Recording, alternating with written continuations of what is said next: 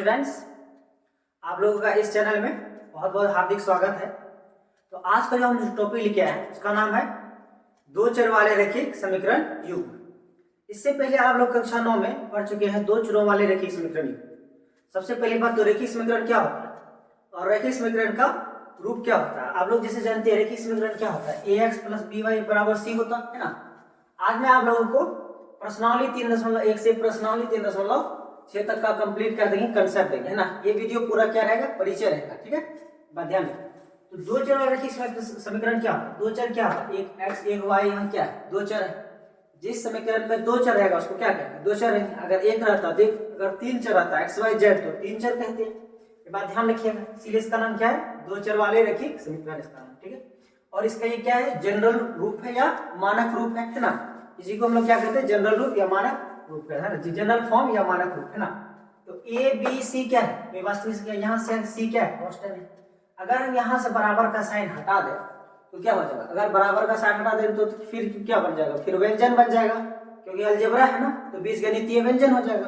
अगर हम फिर जब हम बराबर देते तो क्या हो जाता है, एक समीकरण हो जाता है। क्या हो जाता है, समीकरण हो जाता है। मान के चलिए यहाँ बराबर हटा और जीरो हटा देते क्या हो जाता है, अब ये दो चर वाला रैखिक है ना, व्यंजन हो जाता है। अब हम बराबर देके हम जीरो दे दिए, क्या हो गया, अब समीकरण हो। तो इस रूप को हम लोग क्या कहते हैं, दो चर वाले रैखिक समीकरण कहते हैं, ठीक है। इसी से हम लोग क्या किए हैं, इस चैप्टर को क्या किया है, बनाया गया है दो चर वाले रैखिक समीकरण युग्म। युग्म का मतलब क्या होता है, जोड़ा, पेयर में होता है। युग्म मतलब क्या होता है, पेयर होता है, जोड़ा, ठीक है। से जोड़ा में बहुत सारी चीजें होती है।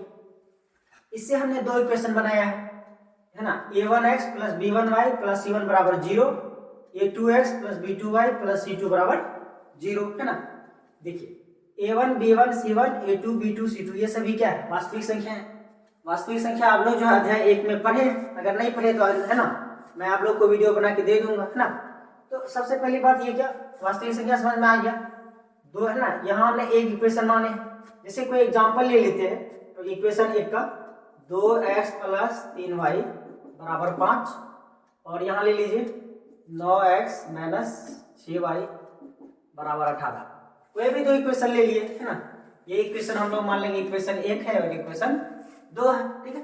अब यहाँ देखिए, यहाँ 2 3 5 है ना, 9 - 6 18, ये सब सभी क्या है, वास्तविक संख्या है। ये सभी चीजें क्या करता है, इसको बनाता है ना, क्योंकि ये सभी क्या है, कांस्टेंट, और ये एक्स वाई जेड क्या है, मेरे कांस्टेंट और वेरिएबल मिलकर ये क्या बनता है, व्यंजन बनता है। आप लोगों को पता है, ये बात क्लियर हो गया।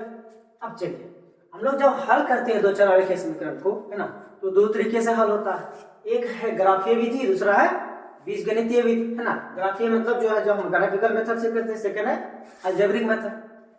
अलजेब्रिक मेथड से हम लोग फिर तीन मेथड करेंगे, प्रतिस्थापन, विलोपन और वज्रगुणन। सबसे पहला क्या है, प्रतिस्थापन, विलोपन और वज्रगुणन, है ना। और दूसरा जो है फिर क्या है, यह है ग्राफीय विधि। ग्राफीय विधि, ग्राफीय विधि में हम लोग क्या करते हैं, ग्राफ बनाते हैं, जो यहाँ दिख रहा है। ग्राफ में हम लोग क्या करते हैं, पॉइंट्स को डिनोट करते हैं, है ना, निर्देशित करते हैं। अलग अलग बिंदु होता है, दो बिंदुओं को मिलाने से क्या बनता है, रेखा बनती है ना। आप लोग जो है कक्षा 9 में पढ़े तो बहुत अच्छा, अगर नहीं पढ़े तो है ना, इसमें सीख जाइएगा। वैसे आप लोग का अध्याय जो 6 था, है ना, उसमें जो निर्देशांक ज्यामिति आप लोग का है, उसमें मैं आप लोग को वीडियो बना के दे चुका हूँ। हो सकता था आप लोग वहां पे जाके देख सकते हैं, ठीक है। उससे क्या होगा आपको कि जो ग्राफ बनाइएगा उसको बनाने में काफी हेल्प होगा। दो बिंदु का निर्देशांक निकाल के दोनों को मिलाना है ना, इस तरह हम लोग बनाते हैं, ध्यान दीजिएगा। फिर है तो है ना, सेकंड क्या था, बीजगणितीय विधि। अब जो है हम लोग कुछ कंडीशन है, जैसे कि समीकरणों का कुछ जो है निरूपण करते हैं। निरूपण मतलब जो समीकरण को रिप्रेजेंट करते हैं, तो उसमें जो है कुछ निष्कर्ष निकलता है। सबसे पहली बात हम लोग ग्राफीय, है ना, ग्राफीय निरूपण निकला। तो इसमें जो है जो दो लाइन होता है, क्योंकि यहाँ दो लाइन का युग्म है, दो लाइन तीन तरह का बिहेवियर शो कर सकता है। दो लाइन का कितने तरह बिहेवियर शो कर सकता है, तीन तरह का। चाहे तो दोनों लाइन एक दूसरे हो सकता है, कट करें, यहाँ लाइन मान के चलिए L1 है, ये लाइन L2 है ना, L1 L2, यहाँ भी L1 है ये, और ये L2, यहाँ L1 और L2 दोनों क्या है, एक ही साथ है। चाहे तो दोनों लाइन एक दूसरे को कट करके हुए निकल जाएगा, या दोनों लाइन एक दूसरे का पैरेलल चले जाएगा, या एक दूसरे लाइन का क्या होगा, एक लाइन जाएगा फिर उसी के ऊपर में दूसरा लाइन पास हो जाएगा। इसका मतलब दोनों लाइन का समीकरण तो एक ही जैसा होगा।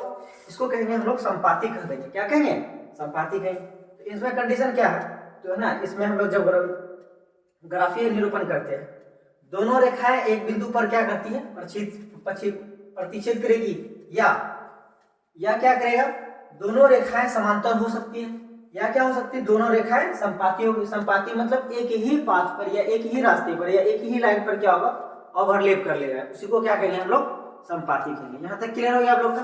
फिर नेक्स्ट है हम लोग बीजीय निरूपण जो करेंगे उसमें भी कुछ कंडीशन, जैसे हमने देखा A1 B1 है ना, A1 B1 C1 A2 B2 C2, इससे हम लोग है ना निष्कर्ष निकाल सकते हैं उसके रेशियो से, है ना। जैसे A1/A2 अगर B1/B2 नहीं होगा तो हम लोग डायरेक्ट समझ जाएंगे, बिना सॉल्यूशन किए हुए समझ जाएंगे उसका जो है ना हल होगा वो अद्वितीय होगा। क्या होगा, अद्वितीय मतलब होता है जिसका एक ही हल हो उसको क्या कहते हैं, अद्वितीय हल कहते हैं। जिन दो समीकरण का हल एक हो, है ना, मतलब उसका क्या x का मान एक निकलेगा, y का मान एक निकलेगा, उसको क्या कहेंगे, अद्वितीय। और हम लोग उसको क्या कहेंगे, संगत होगा। उसका ग्राफ कैसा होगा, मतलब इसके लिए हमको यहाँ लिखना था, एक्चुअली ग्राफ क्या होगा, मिलेगा। संगत मतलब आपस में मिलने का, संगत मतलब क्या हो, मिलना। संगति मतलब क्या होता है, मिलता ही ना। अब A1/A2 ये कंडीशन है, अगर A1/A2 बराबर B1/B2 बराबर C1/C2 हो जाए, तीनों जो अनुपात क्या है, बराबर हो जाना चाहिए, है ना, तीनों राशियों का, तब क्या हो जाएगा, यहाँ भी देखिए क्या होगा, ये क्या हो, संपाती हो जाएगा। क्या हो जाएगा, संपाती मतलब या संगत जो भी कहिए, है ना। एक ही जगह इसका बहुत सारा हल निकलेगा, हर बिंदु पर इसका क्या निकलेगा, हल निकलेगा। इसीलिए इसका क्लास हम लोग क्या कहें, इसका हल अपरिमित रूप से अनेक हल। अपरिमित मतलब अनलिमिटेड हल निकलेगा, है ना। जिस बिंदु पर चाहिएगा उसी बिंदु पर उसका क्या निकल सकता है, हल निकल सकता है, उन दोनों लाइन का, जहां तक लाइन जाएगी। एक और लास्ट निष्कर्ष क्या निकल सकता है, A1/A2 बराबर B1/B2 बराबर नहीं होगा C1/C2 का, है ना। जब कब होगा, जब दो लाइन आपस में एक दूसरे के साथ समांतर होगा, मतलब पैरेलल होगा, तब ये कंडीशन होगा। तब हम लोग उसका जो संगत है ना, जो दोनों लाइन होगा कभी मिलेगा आपस में, कभी नहीं मिलेगा, तब उसको कहेंगे असंगत। मिलेगा नहीं तो संगत, अगर मिल जाए तो संगत, नहीं मिले तो असंगत। उसका ग्राफ कैसा होगा, असंगत होगा, है ना। तो हम लोग क्या कहेंगे, इसका कोई भी हल नहीं होगा। इसका कोई हल होगा जब दो लाइन आपस में मिला ही नहीं, है ना। आपको जैसे कि मालूम है जो रेलवे ट्रैक होता है ना, ट्रेन की पटरियां होती है, आपस में कभी मिल सकता है नहीं। जब दो लाइन हमेशा सीधी जाती है उसको कभी मिलने की संभावनाएं नहीं होती, इसीलिए हम लोग क्या कहते हैं, असंगत कहते हैं, या इसका कोई हल नहीं हो सकता है, ठीक है। इससे है ना आप लोग जो है, आप लोग सारणी 3.6 में जो है बढ़िया से देख लीजिएगा, तो उसमें भी बढ़िया से दिया हुआ आप लोग का, ठीक है। फिर जो है आप लोगों से मिलते हैं प्रश्नावली 3.1 के साथ, जो प्रश्नावली 3.1 से 6 तक आप लोग को 1 बाय 1 है ना, जैसे हो क्वेश्चन के अकॉर्डिंग आप लोग को वीडियोस मिलेगा। इसी तरह का इन्फॉर्मेटिव वीडियोस आप लोग जो है मेरा देखते रहे, है ना। अगर आप लोग मेरा चैनल को सब्सक्राइब नहीं किए तो सब्सक्राइब कीजिए, हर वीडियोस को मेरा लाइक कीजिए, अपने दोस्तों क्लासमेट्स के बीच में शेयर भी कीजिए। और आपका स्कूल कोचिंग में जो भी टॉपिक चल रहा है, मैथ का, साइंस, कुछ भी हो, तो आप लोग कमेंट करके बताइए, मैं आप लोग का वही टॉपिक बना के भेजूंगा, ताकि आप लोग मेरे साथ क्या करें, रिलेट कर लीजिएगा और ज्यादा से ज्यादा आपको समझ में आ जाए। जहां भी डाउट हो आप लोगों ने कमेंट करके बताया, मैं आप लोग का सोल्यूशन दूंगा, ठीक है। ये पूरा वीडियो क्या था, इंट्रो वीडियो था।